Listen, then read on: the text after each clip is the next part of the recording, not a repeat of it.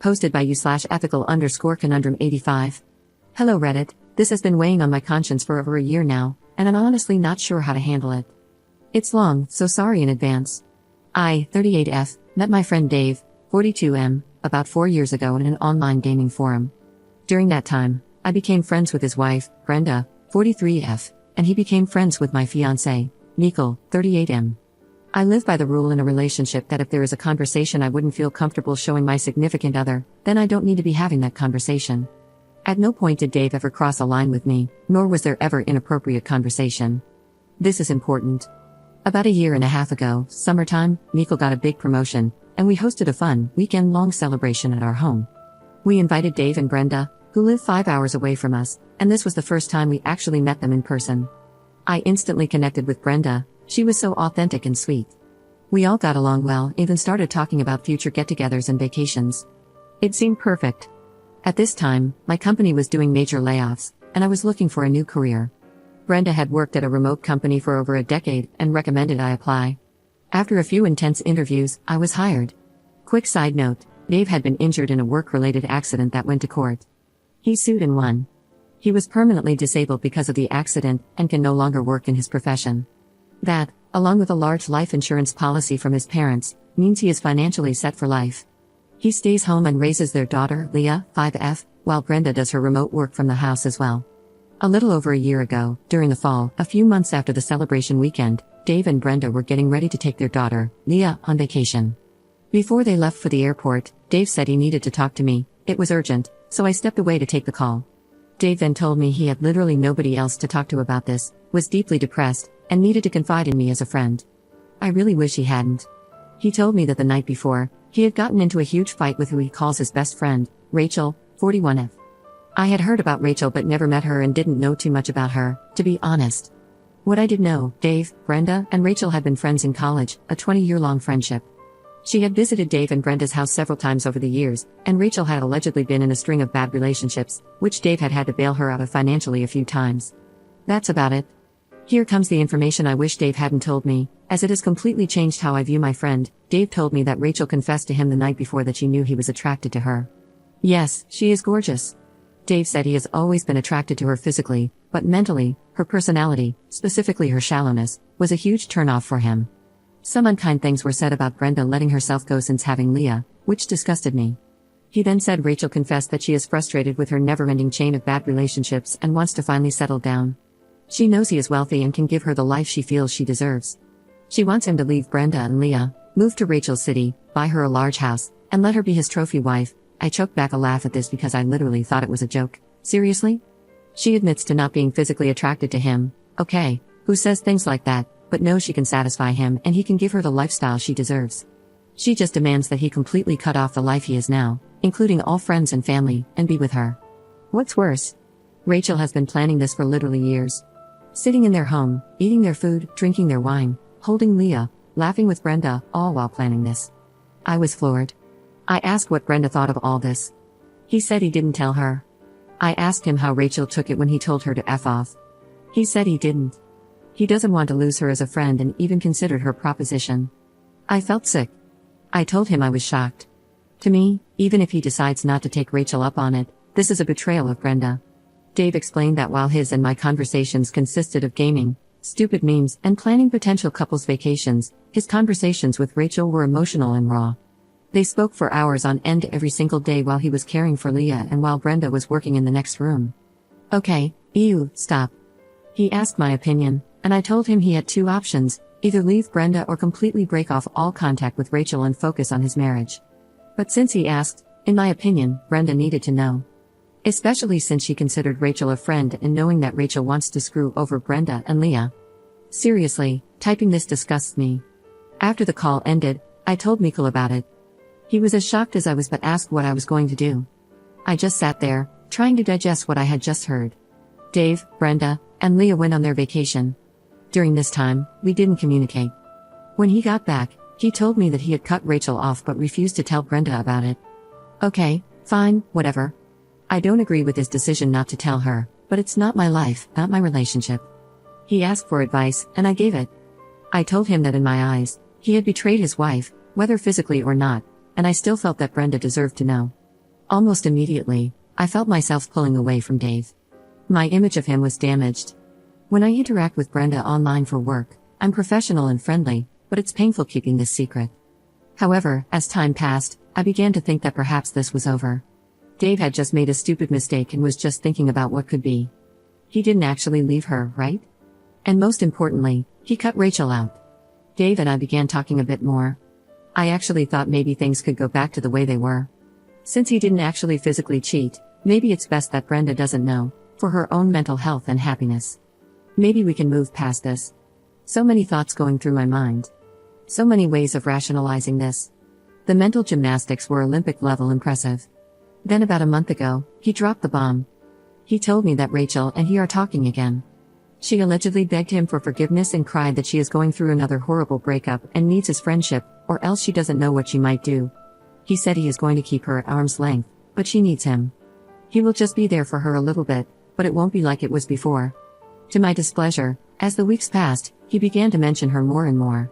I told him I didn't want to hear about her, and when he kept going, I finally snapped and told him not to mention her to me at all. I'm so pissed that he is talking to her again and that he doesn't care about how knowing this is putting more guilt and strain on my mind, especially when I have to interact with his wife. It's completely unfair that he told me about his situationship with Rachel, knowing that I consider Brenda a friend and that we work together every day. I begged him to tell Brenda about it. She has the right to decide if she wants to stay.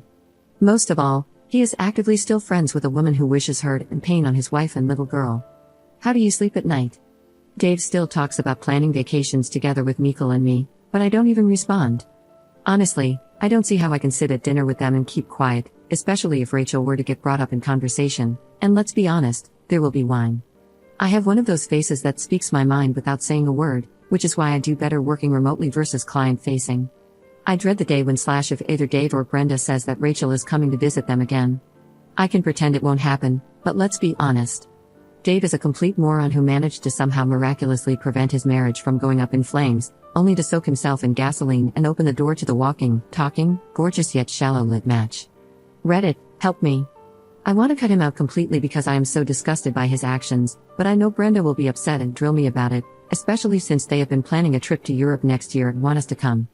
Should I just tell her we had a falling out? Should I find a way to hint to Brenda not to trust Rachel? I didn't even want to know any of this, and I'm so pissed that he dumped this on me. We were friends, but not that type of friend. As for Brenda, I would want to know if I were friends with and playing host to a girl who wanted to steal my husband and the father of my child. But I'm also concerned about my job, my livelihood. She's been with the company over 10 years, and I've only been there a year. I've kept this secret from her for so long. If I say something, could it affect my employment? Should I just pull away from them and, when asked, make some lame excuse like I'm too busy? Edit. I wanted to clarify a few things. When I say friend, I mean we are more than mere acquaintances, but we aren't besties. I've always been closer to Dave than Brenda, strictly because he's the one I game with. However, Dave and I never had deep conversations before he unloaded this secret on me. We talked about Lord of the Rings, Harry Potter, going to festivals, and eventually joining them on vacations, which we haven't done so far. Money was too tight for us to join them before Mikkel's promotion and before I was given this job opportunity, so vacations were something for the future. We've only ever met once in person, during the promotion weekend last summer, but we have continuously made plans to visit or meet up in the city. Due to funds and other hiccups, the plans always fell through. Our friendship was something we built to escape the stress of life, lighthearted and meant to be fun. As for Brenda, she recommended me for the position at her work, but I had to earn the position. She isn't my boss, but she definitely has seniority. Before the conversation with Dave, I had high hopes that Brenda and I could become closer and that we could all be good friends down the road. Unfortunately, since this happened last year, I have kept my distance and haven't nurtured my relationship with Brenda. I have no proof. The conversation where he told me everything was over the phone, and I didn't record it. Plus, I'm in a two-party state, so I think I could get in trouble for that. If I tell Brenda, it will be my word against his. And if she goes to him, he can deny everything or even try to spin it against me. This is where I worry it could affect my job. My job is my biggest concern at this point. I do not want to lose my job. I don't want my job to become awkward. I would love to be able to give Brenda a heads up about the situation, but I also can't afford to lose my job. I cannot stress this enough. If I knew I could warn her without harming my own situation, I would. It may sound like my mind is made up, but it's not. I just wanted to add these clarifications in the hope that something can be done. Update 4 days later. Hello Reddit. First of all, I want to send a huge thank you to everyone who took the time to read and comment on my post. I read all your replies and took most into consideration. I mentioned that I would wait until after Thanksgiving to make my decision, as I didn't want to ruin the holiday for Brenda and Leah. During that time, I decided that if I lose my job, it would suck, but I know I can get another. I have to do what's right and what's best for my mental health. Yesterday, with Mikel's support, I sent out a group message to them both, saying, "Hope you guys had a happy Thanksgiving." To my surprise, Brenda replied with, "Yeah, not so much." I asked what happened, and she said that Rachel's mom was in the hospital with pneumonia, and Dave went to be with her for moral support, leaving her hosting alone. Dave didn't reply. Mikel told me this was the perfect time and that he would support me no matter what I chose to do. So, I sent, "I'm amazed how forgiving you are, Brenda. I don't think I could be so chill." Dave replied with several question marks, but Brenda immediately called me, so I put her on speaker. She asked what I meant, and I said, "After what happened last year, with Dave and Rachel, before you guys left for vacation." She told me to go on, and that's when I knew he had not, in fact, told her. So, I told her everything. I also told her I was sorry and had tried to convince him to tell her, but I didn't know if anything more had happened. I added that maybe there was still a chance to fix things. I told her that since Rachel was back in their lives, I assumed they had moved past it, maybe because they'd been close friends since college. She seemed eerily calm and said something like, no, Rachel never went to college. She met Dave online about 10 years ago. She's never been to college or even had a real job." She asked if there was anything else. I started freaking out, lost any remaining confidence I had, and told her the reason I hadn't said anything sooner was because I didn't have any proof. Since working with her, I had been worried about saying anything because I didn't want to risk my job, but not anymore. I was spiraling. Brenda said she had to go and hung up. I just sat there feeling sick. 2 whole hours later, Brenda called me back. Some of you called it. When confronting Dave and Rachel, they told her that I had actually propositioned him, that I was jealous of his and Rachel's friendship, and that I wanted what Brenda had. I started shaking and crying. At this point, Mikel interrupted her and said he had heard parts of the original conversation, not all, but enough to know that what I had told him afterward was the truth. She tried interrupting him, but he cut her off. He said this had been tearing me up and he was sick of it. He wished her the best and hoped she could remain professional at work, but after this call, he wanted Dave out of our lives for good. Then he hung up. About 30 minutes later, I got a text from Brenda. She apologized for us being dragged into this, said she was mortified that I knew, and explained that Mikel didn't let her finish. She was just telling us what they said. Then she dropped this nuke. She already knew what was up and had since last year. She just had no idea until then that I knew.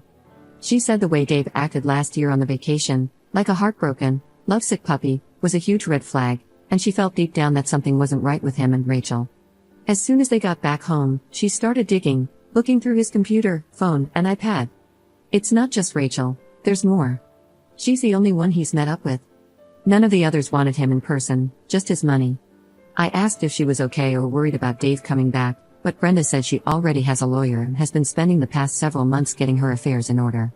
She was going to give him the divorce papers after Thanksgiving, but with him abandoning them like that, she instead took advantage of his absence to change the locks and start packing his stuff. My information, along with their lies, just made it easier for her. This woman is so much stronger than I knew. I don't know if changing locks is legal, but good for her, I guess. She apologized again for Dave, and I told her I was sorry I hadn't said something earlier. She told me that if she didn't already know about Dave and hadn't read a lot of our messages, which she said were pretty boring, ouch, lol, she probably wouldn't have believed me. It was an impossible situation. I told her that if she needs to talk, we are here. If not, then I'll just be her coworker. Either way, I'm done with Dave.